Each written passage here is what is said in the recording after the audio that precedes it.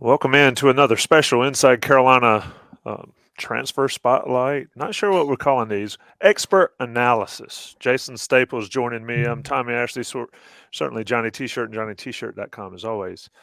Derrik Allen, transfer spotlight today. Jason, another member of North Carolina's now growing transfer class. Antavius Lane added earlier in the week or over the weekend, so we will get to him probably first part of next week in one of these. But Derrik Allen comes to Carolina from Georgia Tech and Notre Dame, a fairly highly recruited player out of high school, Marietta, Georgia.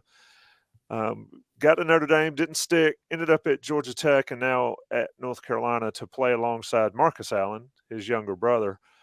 Jason, overall, what does Derrik Allen, a 3-year secondary veteran at Georgia Tech, but also he has 1 year remaining, what's he bring to this defensive backfield led by Charlton Warren? I think the biggest thing is that he's a guy that has a lot of experience and good instincts with a big body that has been able to fill and be a reliable player at the safety position for more than one program. He's not a flashy, splashy type guy, but he's been a consistently good player. You look at what he was able to do at Georgia Tech. Georgia Tech got better in the secondary when he was on the field in the secondary, partly because their communication improved with him on the field. You could see that there were a couple games where he played more and they had fewer busts overall. And I think that's partly because of the leadership that he provided back there. And he also is a good center fielder. He's got, pretty good range back there. Not elite speed, but good enough speed to be a uh, a solid option as someone who can sort of be an eraser back there against passing attacks when you ask him to play in that center field role. Yeah, out of high school, 69 ranked overall player nationally, number 7 safety nationally from Georgia by 24/7 Sports. So pretty high up the food chain. Goes to Notre Dame, red shirts as a true freshman in 2019. Gets to Georgia Tech. That's your COVID year. Played 9 games as a reserve there, and then 21. This COVID stuff, man.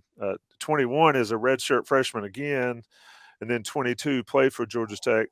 I recall his name being called against North Carolina, and certainly Georgia Tech has North Carolina's number at least the last 2 years. As far as fit for North Carolina, of course, Dre Bly no longer back there, but Charlton Warren has the safeties anyway, and the defensive backfield anyway.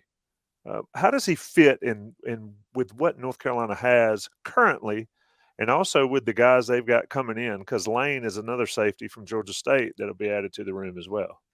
Yeah, I think the main thing is that they're trying to find reliable stability back there. They had too many busts from the safety spot last year, where teams, I think, felt like at times, and justifiably so, that if they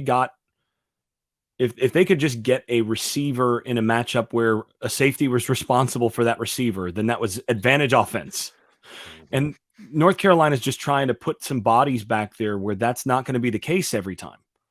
And Allen is one of those guys that I think gives you some possibility there. And actually, it's interesting. I've looked through his Pro Football Focus grades, and he's basically average in 2020. He was well below average. I mean, just not good at all in 2021. Didn't actually play a ton of games in 21. Again, all the COVID stuff and weird things coming out of COVID. And then in 22, he actually was above replacement level. He was a good player, and would have been as good or better than any of the starters at Carolina based on how he graded out there. And the thing that sticks out to me most in terms of what he showed in terms of Pro Football Focus grades, and also what I see when I turn on the tape and I see a little of him, is he was a reliable tackler. So I mean, he had one missed tackle on the season. Mm.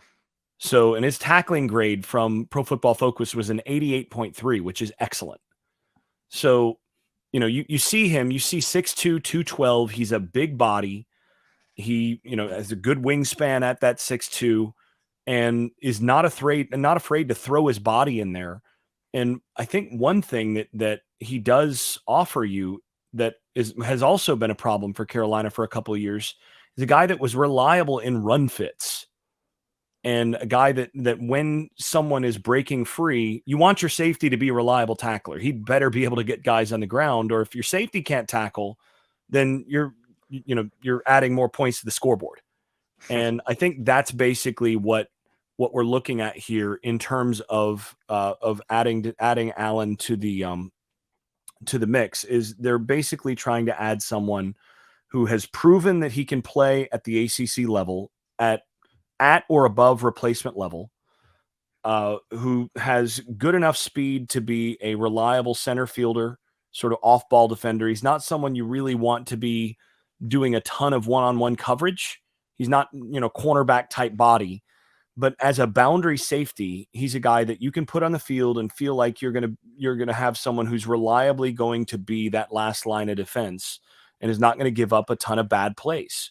And if they can get that out of him, then that already is an improvement on what they've got in the last couple of years there. Absolutely. One missed tackle on a season, sign him up if you're North Carolina, and certainly him coming to Carolina.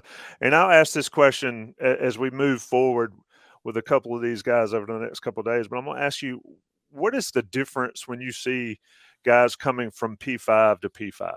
We've talked about a couple guys that are moving up a level. Nate McCollum, Georgia Tech, P5 to P5, but Walker and Lampkin, G5, whatever to P5. Is there a difference? Do you see a difference in the type player?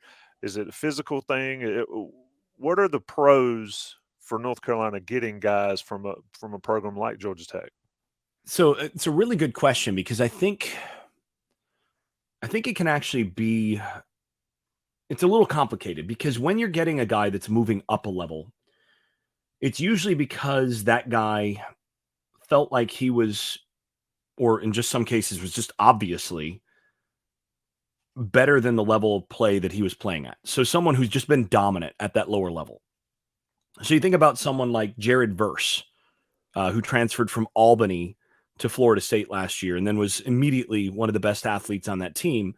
Well, he's playing at Albany and is just so dominant and so obviously physically superior that you get some sense of what you're getting. And usually those guys have played like one Power 5 game or two Power 5 games where you see like, okay, that guy can compete at that level. So what you're getting in those cases is usually somebody that's a little bit more raw, is going to have to get used to the day in, day out grind of playing Power 5 football, where there's just, the physical toll is bigger, but oftentimes you're getting more of a raw athlete who you expect to be an athletic upgrade on what you have. With Power 5 to Power 5, sometimes it's that, right? Sometimes it's that a guy is at a Power 5 program and he just thinks that if he goes to the other program, it's going to be a better fit or whatever, but he was already dominant and so on. But normally when a guy is that dominant at a Power 5 program, he's going to the NFL. Mm-hmm. So with Power 5 to Power 5 transfers, what you're normally getting is someone who either has felt like there's sort of a mismatch in terms of skills or fit with where he's at, or is dissatisfied with the overall culture or coaching of the program that he's at, or just feels like another place is going to showcase his talents better for some reason and wants to transfer over, and is probably not at this point a prospect to get drafted in a position that would make it worthwhile to leave early.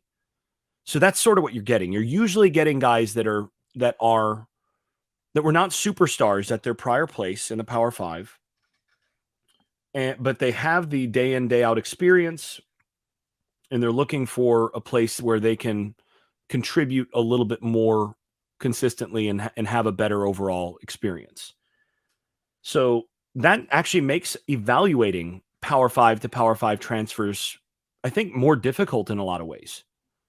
So you think about a Derrik Allen or an Amari Gainer, I think is maybe a better example of this, and we'll talk about him in another breakdown. But you're looking at guys where you go, okay, so as a in his second year at Georgia Tech, not good.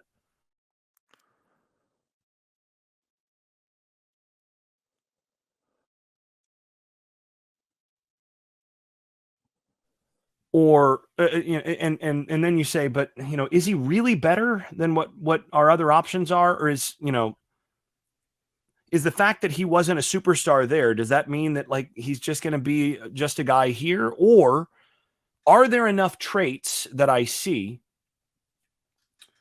and enough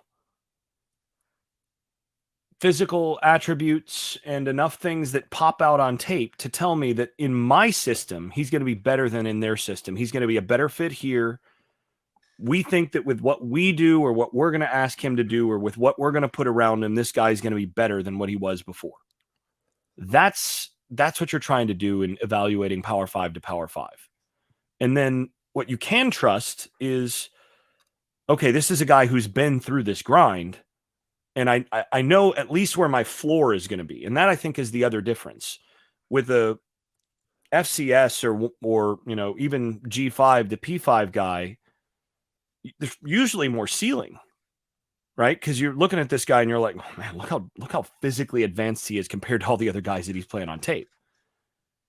And then you go, yeah, but like, what happens if week in, week out he starts to wear down? Or what happened? Like, can I expect this at this level? With a guy like Derrik Allen, you look at what he did at Georgia Tech and you're like, that's probably my floor.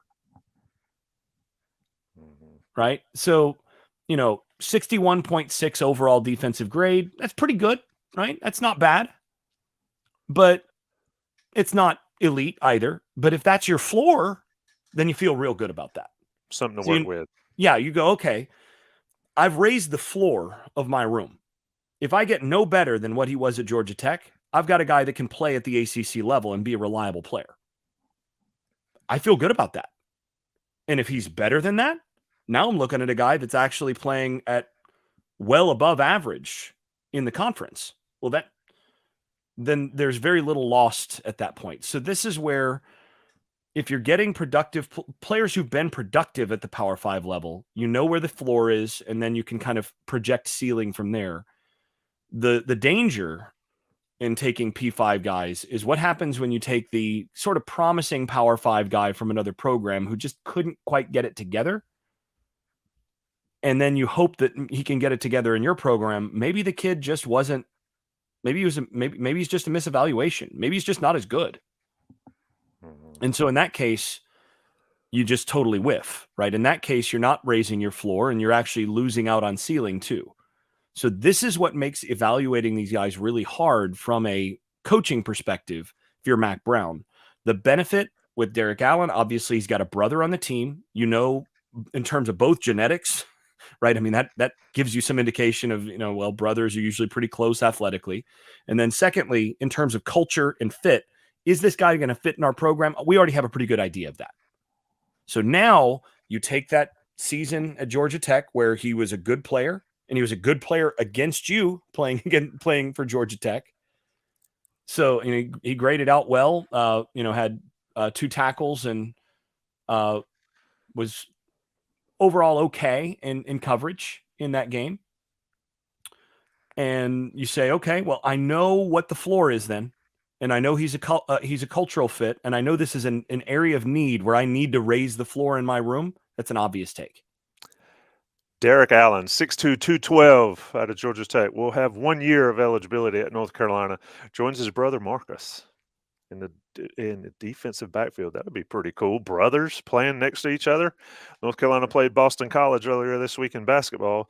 Had brothers out there playing against Carolina on the floor.